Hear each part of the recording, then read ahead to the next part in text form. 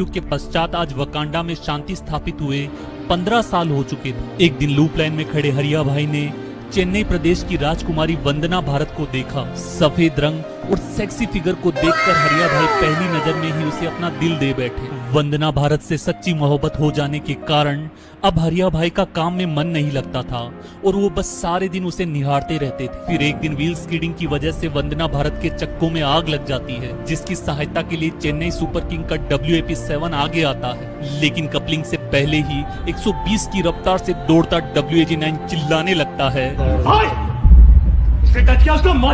जिसके पश्चात WAG9 वंदना भारत को अस्पताल लेकर जाता है। हरिया भाई की इस एग्रेशन और इनसिक्योरिटी को देखकर वंदना भारत को भी उससे प्यार हो जाता है, जिसके कुछ दिन पश्चात वैलेंटाइन के पावन अवसर पर दोनों ने शादी कर ली। शादी के 2 महीने पश्चात उन्हें एक बच्चा भी पैदा हुआ, जिसकी शक्ल WAP7 से क्यों मिलती है आज तक कोई नहीं जान पाया। इधर ट्रैक पर गेड़िए मारने के जुर्म में कोंकण जेल में सजा काट रहे अशोक लेलैंड की ट्रक और JCB को 14 साल हो चुके थे। जेल में JCB को बोबियन में गिट्टी भरने का काम करना पड़ता था, लेकिन एक दिन मौका देखकर उसी बोबियन के लास्ट वैगन पर बैठकर JCB जेल से फरार हो गई। जेल से बाहर निकलते ही उसने डीजल का नशा करने के लिए स्टेट बैंक ऑफ वकांडा का पूरा ATM ही लूट लिया।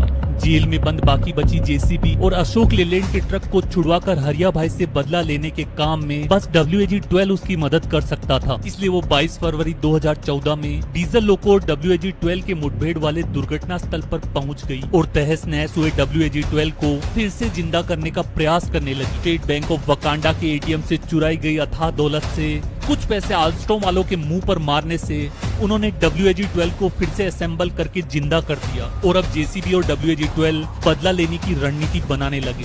शादी के बाद हरिया भाई रेलवे की माल ढुलाई में इतना व्यस्त हो गए कि वो वंदना भारत को टाइम ही नहीं दे पाते थे, जिससे भाभी जी नाराज रहने लगी। WDG4 द्वारा माथा फोड़कर समझाने पर हरिया भाई सत्ता का दायित्व WAP7 को सौंपकर 15 दिन के लिए भाभी जी के साथ गोवा निकल गए। इसी मौके का फायदा उठाकर WAG12 वकांडा में घुसा और कोंकण की रत्नागिरी जेल से सारी JCB को भगा ले गया। चीयर लीडर्स को अपने पंजों पर नचवाकर पूरी रात JCB समाज ने फुल एंजॉय किया और दूसरे दिन WAP7 को जान से मारने की प्लानिंग करने लगे। पहले ट्रैक पर बड़े बड़े पत्थर रखकर और पुलिया के नीचे से ट्रैक को तोड़कर WAP7 को डिरेल करने की योजना बनाई गई, किंतु शायद RPF रेल पे पत्थर ना फेंके, नहीं ये कोई खेल है और ऐसा करते पकड़े जाने पर 4 साल की जेल है। डर से इसे कैंसिल कर दिया गया। अंत में अशोक लेलैंड के डीजल ट्रक को प्रीमियम पेट्रोल का नशा करवाया गया, जिससे उसने पुलिया के ऊपर से कूदकर WAP7 पर आत्मघाती हमला कर दिया। ठीक उसी समय